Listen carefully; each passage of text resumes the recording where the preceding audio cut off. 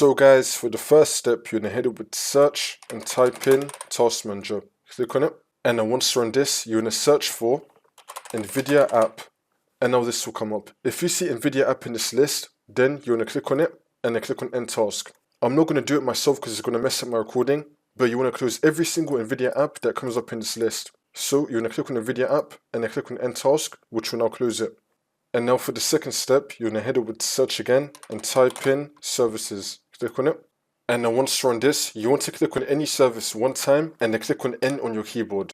Now you want to find NVIDIA Display Container LS. Double click on it. Make sure that you have the startup type on automatic and then click on start, which will now make the service status running, and then click on OK. And now you want to do the same thing for the NVIDIA local system container. Double click on it.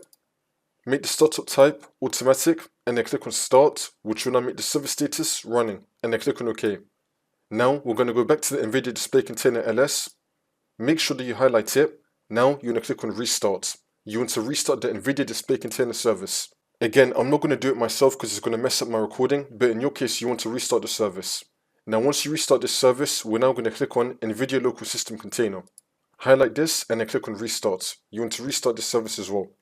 And now for the last step, you're going to head over to search and type in NVIDIA app.